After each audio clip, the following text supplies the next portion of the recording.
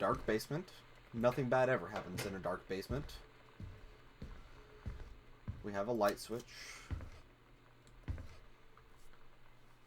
Definitely looks old and decrepit, but at the very least, there aren't any catalog photos on the walls. Or weird crucifixes that aren't crucifixes.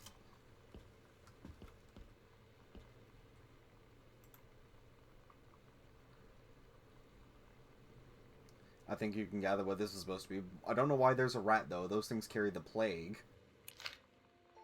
It's different now. I mean, we still hang out all the time like before. But now when no one else is around... Well, you know. So you could say we're dating. But it's secret. Secret dating?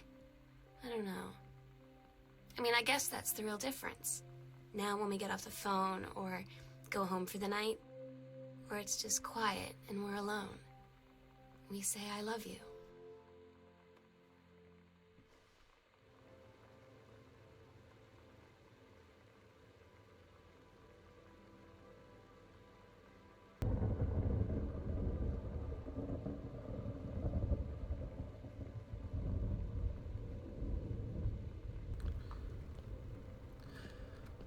I forgot to mention it, but Sam also had one of those upstairs in her closet. You can find it on the commentary list version. I found it there. And there's also another magazine, another one of those Groove music magazines in a room that I forgot to pick up the first time. Oh well, there's a lot of stuff in there. You just happen to miss some of it every now and then. Also, right here, as you can see, it's one of Katie's old assignments. She got a check plus, unlike Sam, who got a see me after class for her novella. This is what you're supposed to do. Nice and simple. No novellas.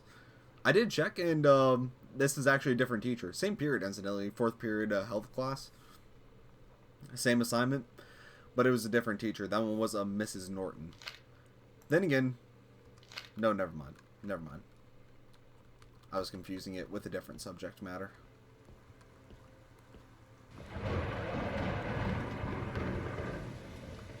Powerful rain. There's also something over here that I want to note. Dear Samantha, I would like to cordially thank you for having me to your abode for the Thanksgiving holiday with your lovely family.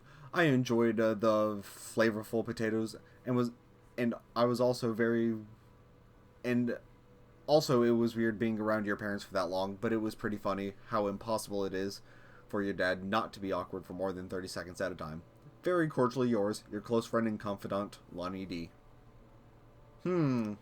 Confidant. I wonder what rank they're at. And what abilities that gives Joker in battle. Or Sam in battle in this case. A fancy man. Quite. I like how he's holding a chicken wing. This is like a fancy Colonel Sanders. Also, there's a dating sim now about that. In case you didn't know, an officially licensed KFC dating sim. Dear Miss Soto, with the fancy D swirls, that's how you know it's really fancy. Allow me to take the opportunity to thank you in kind for being such a gracious host of the festivities at your father's estate following the aforementioned meal with my parents. Your family's Thanksgiving feast was the more enjoyable of the two events, I must say. I especially appreciated the time I spent with your grandmother, who was a lovely woman with sterling taste and a refined air. Let's do it again sometime next year, shall we? Indeed, Madam Samantha Greenbrier, Esquire. Okay, first of all, you don't ever put contractions when you're being fancy. So it would be let us. I shouldn't be saying fancy. Informality, I mean, which this is supposed to be evoking an extra sense of formality and fanciness. But I also never quite figured out, in real life, I never figured out what Esquire is supposed to mean. I know, with, like, business people from the 1800s and early 1900s, or settings in those time periods, it's usually done to denote them being, well off, shall we say? Very well off. But I still never quite figured out what it means. It's not like because it's not like America has titles of nobility. Unlike some other people's where it would be like Lord something something. Also, that is a horrifying sounding furnace. Also, there's a lamp here. With the extension cord running all the way up.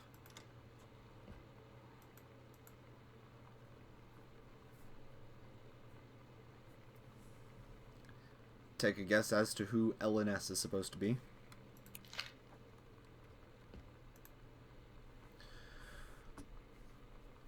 Now, if this is supposed to be a college, usually they have like fancier letterheads than this. Or maybe that's just because my university puts like their logo on every single letterhead they can. I don't know. Anyway. Dear Samantha, congratulations. I am pleased to inform you of your admission to the creative writing track for Reed College Summer Program for Young Scholars for its 1995 session of the Reed College, so whatever. We believe you have much to contribute to the Reed College community. Based on your portfolio and academic record, I am also pleased to offer you financial aid to cover 75% of the summer program's tuition and fees. That's very important, because that stuff's costly. The attached documentation delineates your schedule, optional secondary track choices, and your dormitory assignment. Please remember to submit the attached form if you wish to be eligible for one of the 3 Reed full-time undergraduate scholarships to be awarded to exemplary students at the end of each summer program. We very much look forward to your attendance. Again, congratulations on your admission, and best wishes from all of us here at Reed College. Sincerely, Julie Morris. I'm so stupid sometimes. I was telling Lonnie that I got into my college summer program thing, and I was all making plans like, you should come visit me, stay in my dorm room. But she said, Sam, I ship out on June 6th. I was like, ship out? To where? She said, to basic training. What did you think I was doing all that ROTC stuff for? I guess she's been planning to join the Army right after high school since she was like 12. And I guess she's really going to do it. So I was like, after graduation, I'm just never going to see you again? She said, let's just have fun while we can.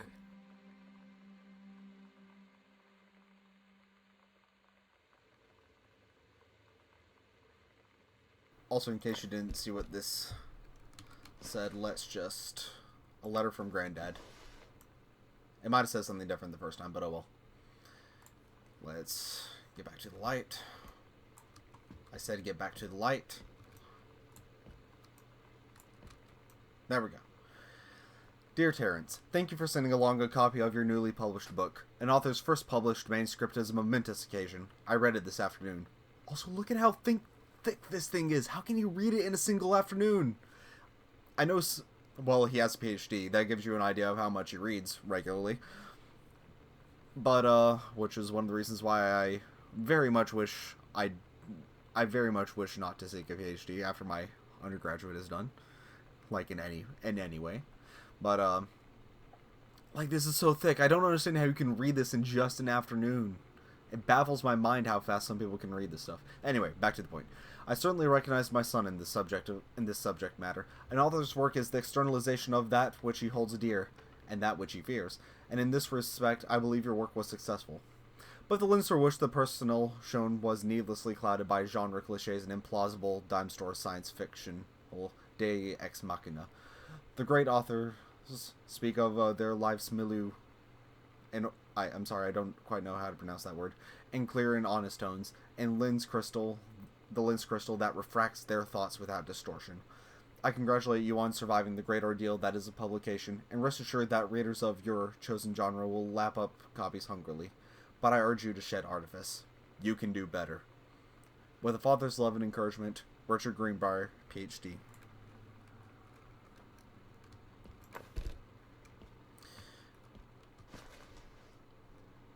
You might have noticed this back here.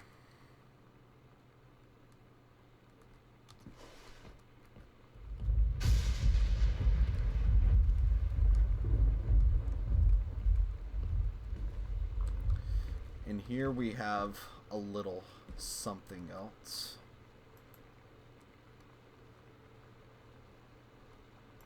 Actually, that's not what I want to focus on right now. First, I want this. Girl Scout, the band formerly known as Cub Scout, set list, role model, authority, main squeeze, telling stories, instruction, first mate, self, Girl Scouts, and denial. Todd's band lost their singer. Todd said he sucked.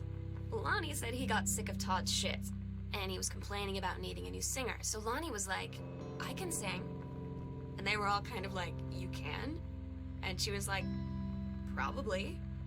But she's been rehearsing with them for like a week now. And I finally got to see them play in Todd's basement today. and she's actually really amazing. I feel so proud when she's on stage. It's incredible being in awe of someone you love. So everybody knows it's like a temporary situation till she ships out in June. But till then, I'm gonna be at every single show.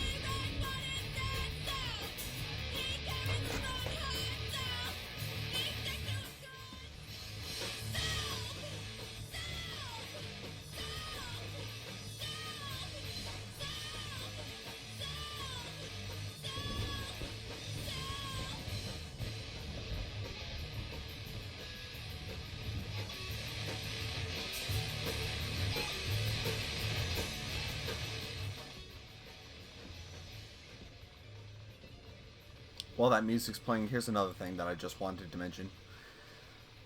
This is supposed to be Janice Greenbrier's citizenship papers based off of her marriage. Basically, in case you didn't notice earlier, her roommate said that they went to college in Winnipeg, which is obviously a Canadian city. Chris Jericho will remind you of that, happily. Though he will make sure to remind you that it's not Toronto. Anyway, back to the point. You might have noticed that it hinted at her being Canadian. Also, I can't remember how many handwritten letters she's written in this, or if they'll come up later. But anytime she does handwrite something, she uses the English style spelling to words. Like she'll put a U in words, and to explain that they had her be a Canadian citizen that moved to the U.S.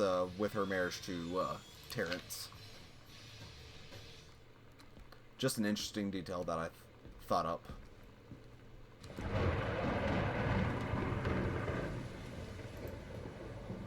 Anyway.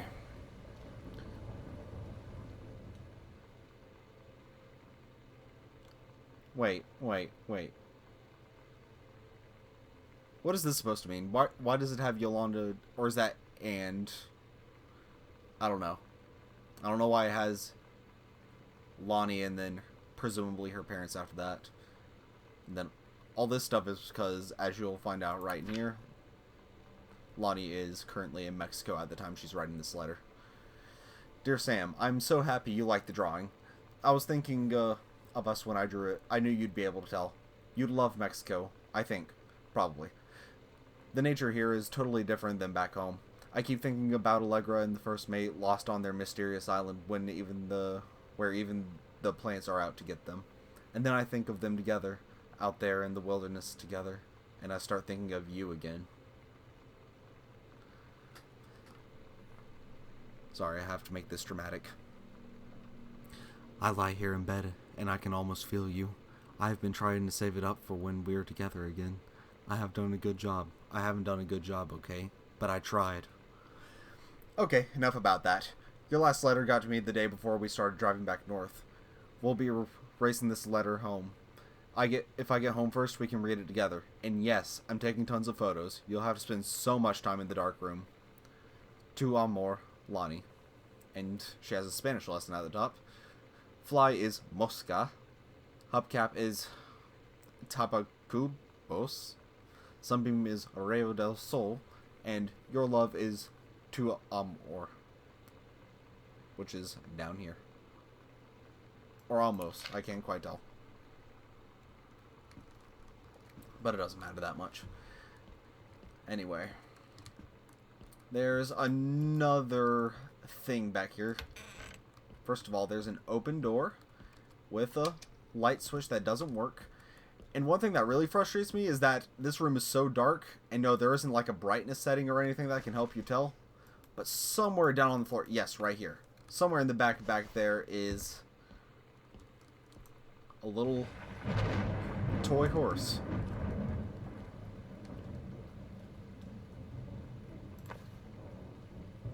I meant to set it down more gently, but oh well.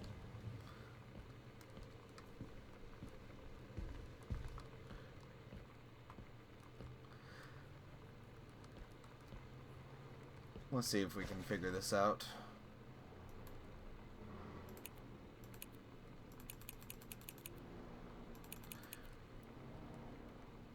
We know for a fact that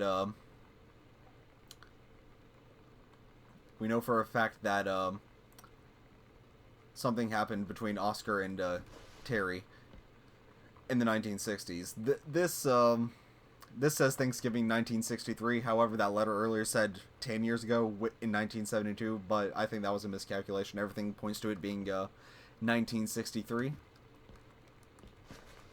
So we'll try that.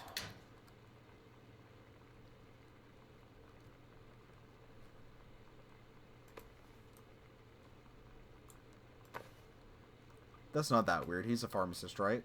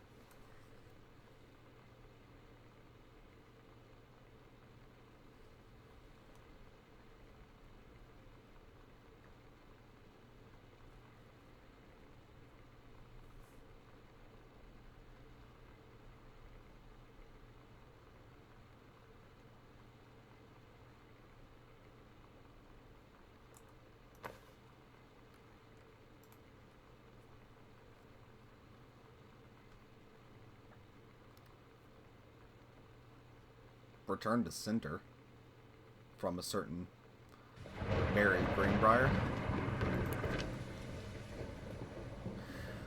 Hold on a second. Dear sister, I write what shall be my last appeal to go unanswered, one way or another. I feel a prisoner, as on an island, with no jailer, no human soul for commune, only my one mind, examining itself endlessly, searching for relief. In the years since transgression, I have sought no absolution, only bare forgiveness. In good faith, I have removed myself from all temptation, sacrificed to prove my commitment however I can imagine. Since mother's passing, I have yearned for nothing more than the acknowledgement of my own kin, to be treated as human again, to breathe the air of human spirit once more. By grace, even a wretch like me could be saved, but I do not expect it. If not response is received, I shall henceforth accept my sentence, and one day simply cease to be. With a brother's love, always, Oscar Mason.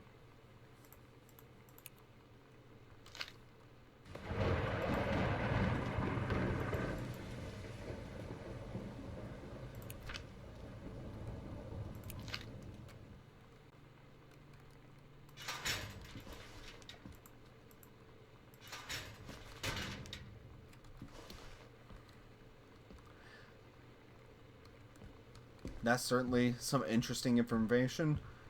I'll leave what happened up to your interpretation, and I'll give you my interpretation, or at least what's the most commonly known interpretation, at a later point. Specifically in one of the bonus videos, which involves running around in this game. Anyway, back to our normal course. I could have sworn one of these open, but oh well.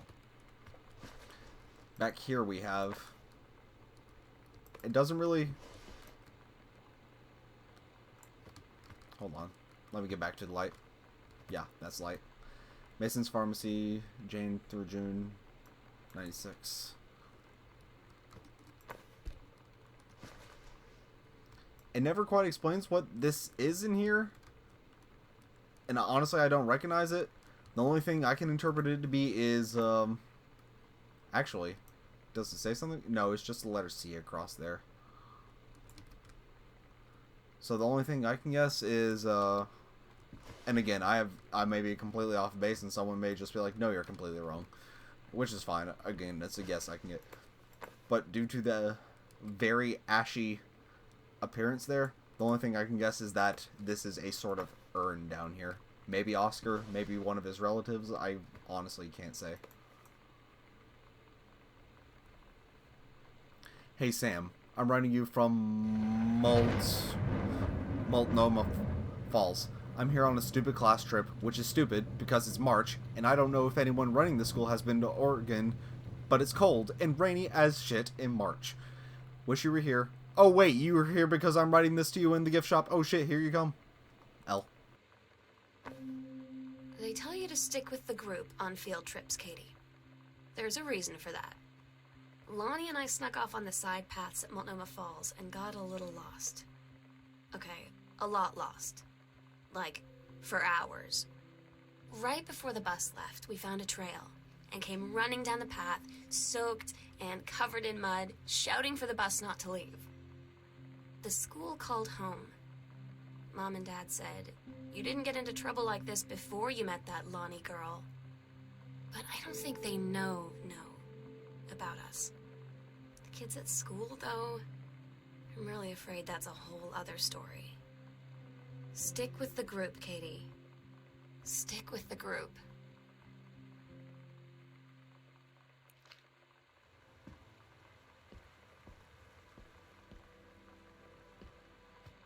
One thing to note, and I'm not sure how relevant it is, but that change in ownership is after this ledger right here. Or rather, before this ledger. So I don't know why Oscar still has ownership of one of the ledgers. So maybe that's his assistant's urn over there, but then again, it seemed like Oscar was sort of sick at the time. Though, then again, we do know he lived out... No, he lived... What was that obituary? I think that was recently. Quote-unquote recently, like 94, but you can look at it again. Also, there's pitch black darkness back here. We'll just keep on moving along. Hopefully we'll find something.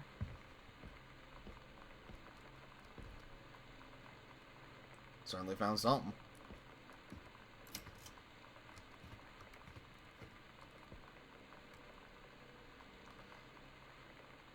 Bikini kill? Yeah, sounds like a riot girl sort of thing. Half-eaten potato chips. A sock. Yeah, this is what I mean by girl. Girl justice now. It's honestly... seems a little stupid. That's not how you win people to your side. I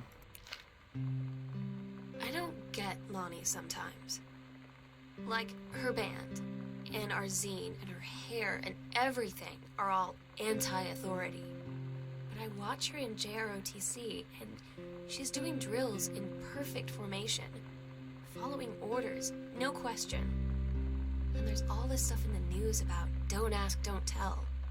Like, she's going to join the army and then have to lie about who she is. She said they don't need to know what they don't need to know. Like it was no big deal. This from the girl who trashed her locker to, like, defend my honor. I've learned when to stop arguing, though. I don't think Lonnie even gets Lonnie sometimes.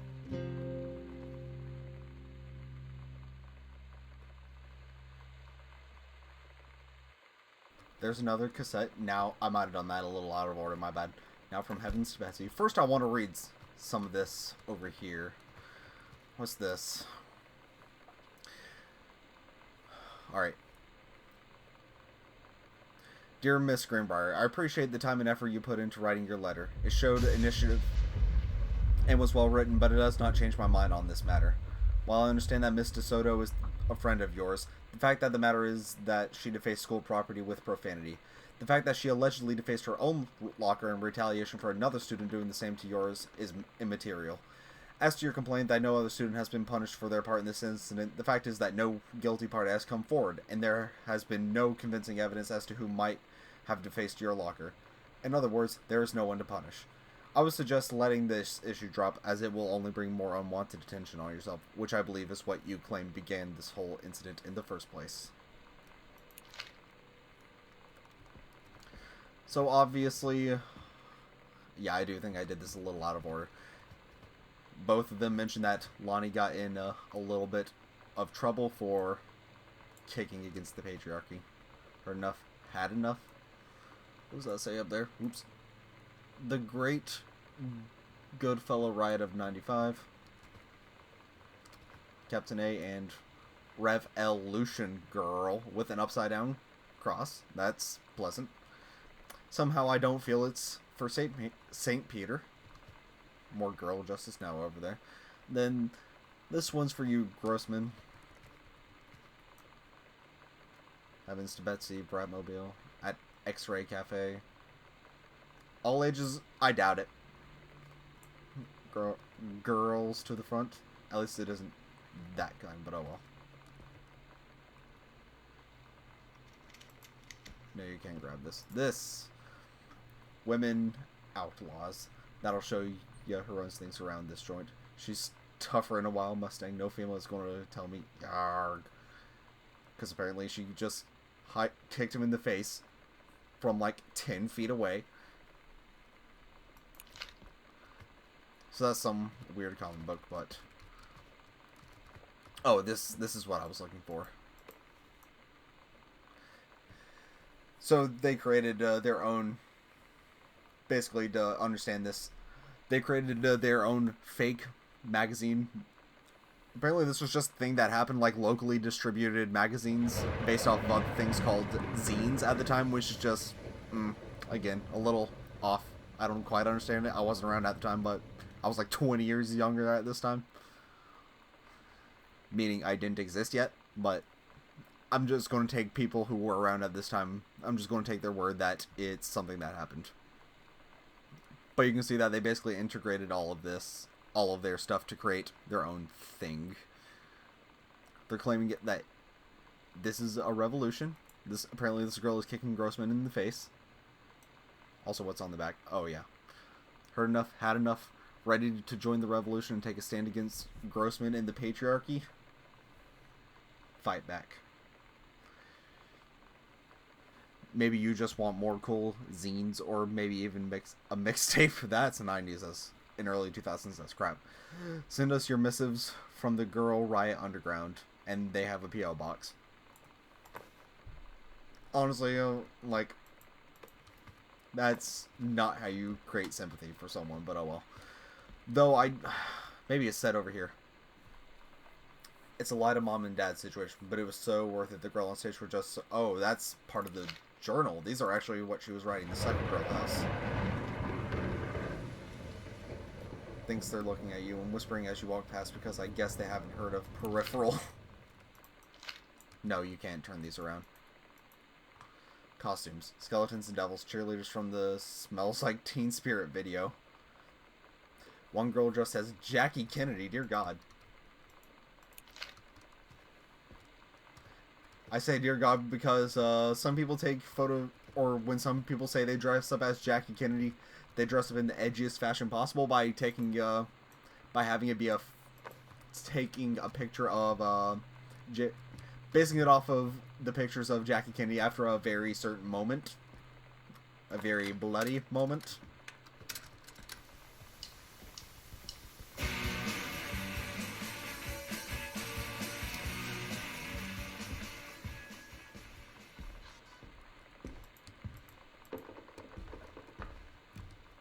We have a secret passage up here. Oh yeah, there's also that 1963. You could have just come up here to check that out, but I figured it out on my own. Sorta.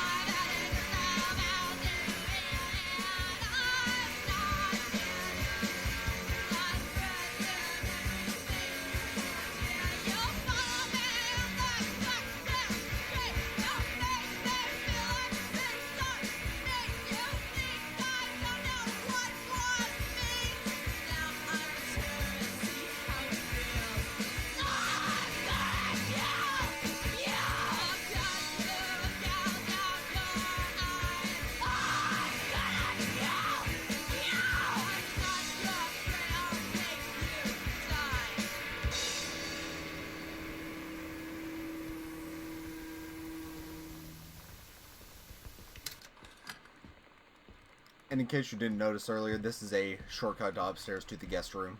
In fact, it should be marked on the map right about now. Yes, right? Guest room, thing down the floor, and then this is just sort of, this is where we are right now, because that connects to the east wing, where we just opened up. In case you couldn't tell, sorry. And then down the floor, the basement. Junk room, that's rude. So, where was I going? Back. And one last thing I want to note, before we move on. I don't think it explicitly says it here, but the things that those people wrote on Sam's locker, probably, well, you can probably guess for yourself. Let's just say word probably got out about her and Lonnie, and at least I assume word got out about her and Lonnie, and they probably did not have nice things to say about that.